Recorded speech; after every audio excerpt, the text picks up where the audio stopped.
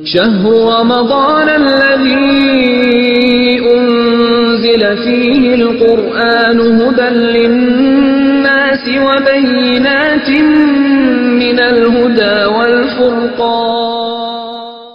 الشيطان الرجيم. بسم الله الرحمن الرحيم. الحمد لله رب العالمين والصلاة والسلام على سيد الأنبياء المرسلين وعلى آله الطيبين الطاهرين. آج ہم بات کرنا چاہ رہے ہیں روزے کے کفارے کے حوالے سے. سب سے پہلا کوسچن یہ آتا ہے کہ روزے کا کفارہ کتنا ہے اور کون سی ایسی صورتحال یا سچویشنز ہیں جہاں قضا کے ساتھ کفارہ بھی واجب ہوتا ہے.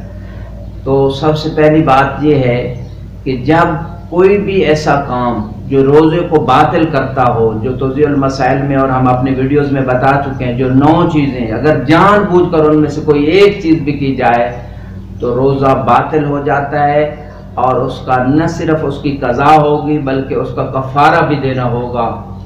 اور اگر کوئی انسان روزے کو باطل کرتا ہے اور توڑتا ہے ایسی چیز کے ذریعے جو حرام ہے، نعوذ باللہ، جیسے شراب ہے، نعوذ باللہ زنا ہے، کوئی ایسا کام کرتا ہے تو اس سے فقط ایک کفارہ نہیں بلکہ تینوں کفارے اکٹھے دینے پڑیں گے.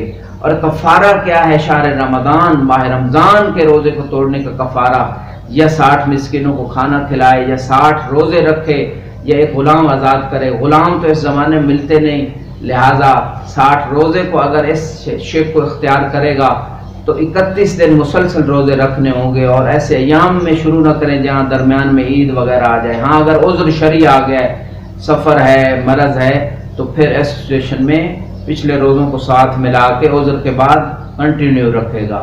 ہاں اگر 60 مسکینوں کو کھانا کھلانا چاہتا ہے تو اگرچہ بعض فقہا کہتے ہیں کہ ایک سے زیادہ مد، اور مد بعد نے 3 پاؤ، بعد نے 14 چٹانک کھائے، احتیاطاً 14 چٹانک گندم، آٹا یا چاول وغیرہ یا روٹی بھی دی جا سکتی ہے.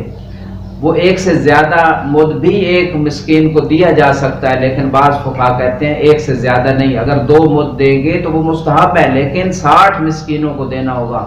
ہر ایک کو فقط جو ہے اس سے ایک سے زیادہ جو ہے مقدار میں نہیں دیا جا سکتا، بس 1 مد دیا جائے گا.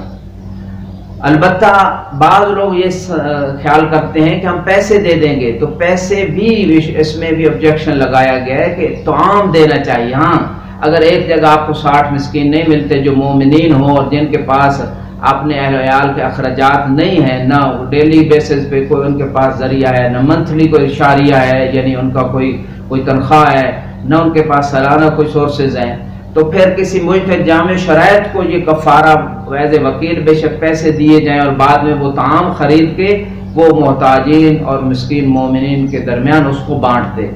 تو یہ طریقہ ہے. اور کفارہ دینے کا تو وہی میں نے بات کی کہ عمدن اگر جان بوجھ کے ایسا کیا جائے تو کفار اور قضا دونوں واجب ہوتے ہیں. ہاں بعض صورتیں ایسی ہیں کہ جیسے تقیہ کی صورت میں وقت سے پہلے جو ہے وہ انسان نے افطار کر لیا ہے، یا روزہ تھا اور دوسروں کے ہاں عید تھی تو عید منا لی، تو ایسی صورتحال میں فقط قضا ہوگی، کفارہ نہیں ہوگا.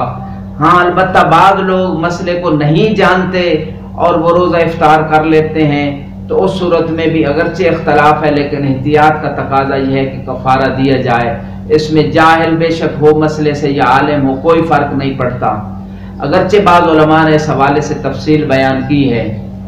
اور اسی مقام پہ اتنا کہنا چاہوں گا کہ کفارہ جو ہے وہ دینے میں اگرچہ فوری نہیں ہے لیکن اتنی بھی تاخیر نہ کی جائے کہ انسان یہ خیال کرے کہ گویا اہمیت نہیں دی جا رہی. کفارہ گویا اس گناہ کا جو ارتکاب کیا گیا ہے اس کا کچھ نہ کچھ ازالہ ہو جاتا ہے. روز قیامت اسے اس کی پرسش نہیں ہوگی. خدا ہم سب کو توفیق دے کہ ہم صحیح معنوں میں دین مبین کو سمجھیں اور اس پہ عمل کریں، اور کوشش کریں کہ اگلے ماہ رمضان تک جو ہمارے قضا روزے ہیں ان کو رکھ لیں. اگر نہیں رکھ سکتے تو پھر اس صورت میں بھی ہر روزے کے بدلے میں 1 مد طعام یعنی 14 چٹانک یا 3 پاؤ کسی مسکین کو دینا ہوگا. اللہ کہ جو شخص مزید تفصیل بعض ویڈیوز میں ہم پیش کر چکے اور کریں گے. وآخر دعوانا الحمدللہ رب العالمین. علم کا شہر ہوں میں اور علی ہے دروازہ، انا مدینۃ العلم و علی الباب. أنا مدينة العلم وعلي